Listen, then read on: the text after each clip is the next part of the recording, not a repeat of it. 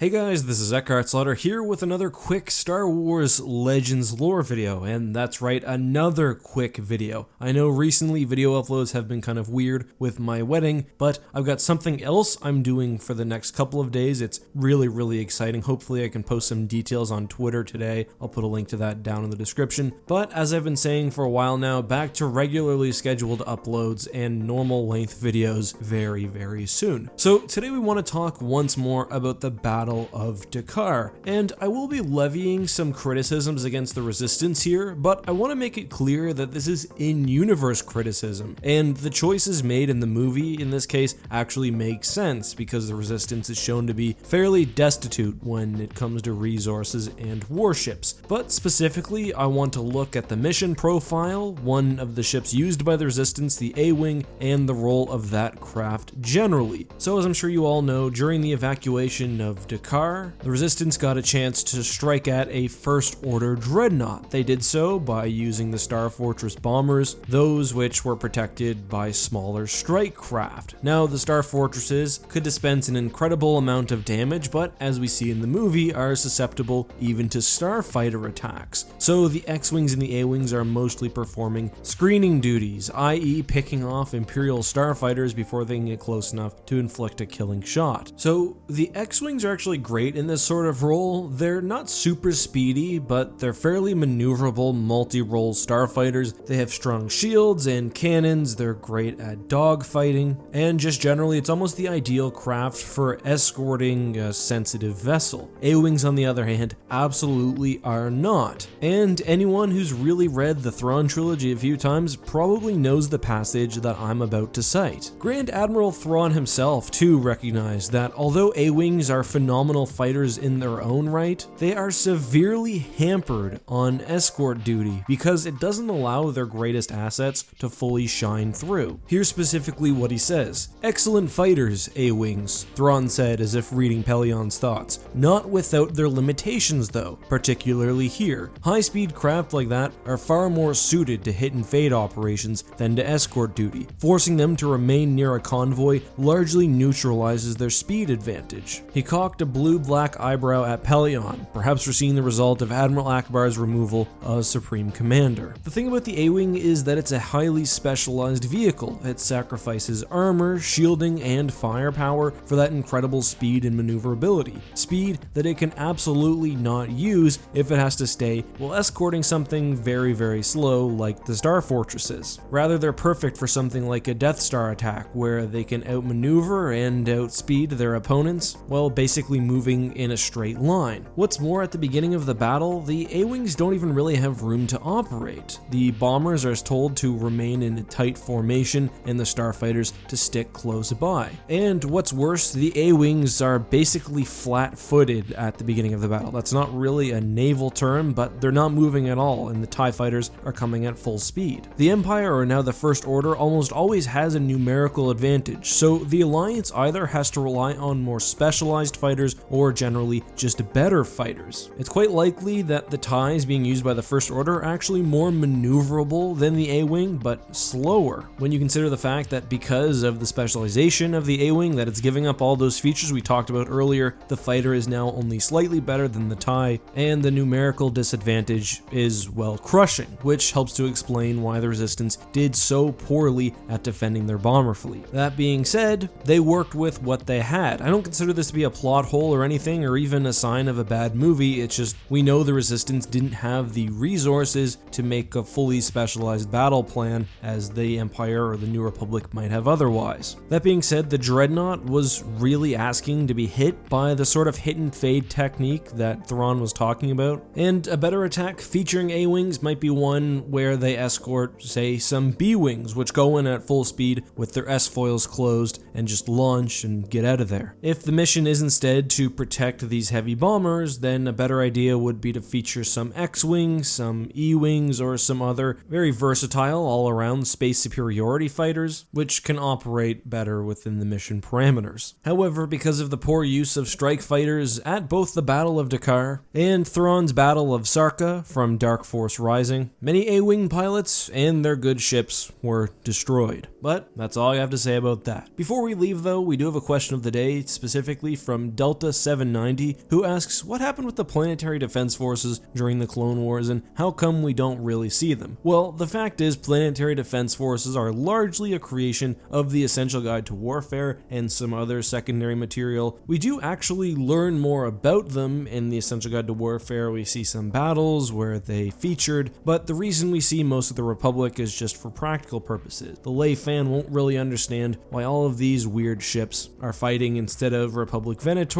or clone troopers. That being said, in the Clone Wars, we certainly do see militarized factions fighting for both sides during the war, whether that's the armed local resistance on Ryloth, the Geonosians, or countless other factions. So I hope that answers your question, and if you guys have anything you'd like me to address at the end of a future video like I did today, leave it down below with the hashtag AskGek. Make sure you subscribe with notifications on. Guys, I don't usually ask this, but if you don't like today's video, I'm coming in hard with a squad of A-Wings, and it's gonna be bad. But until next time, guys, have a great day, and may the Force be with you.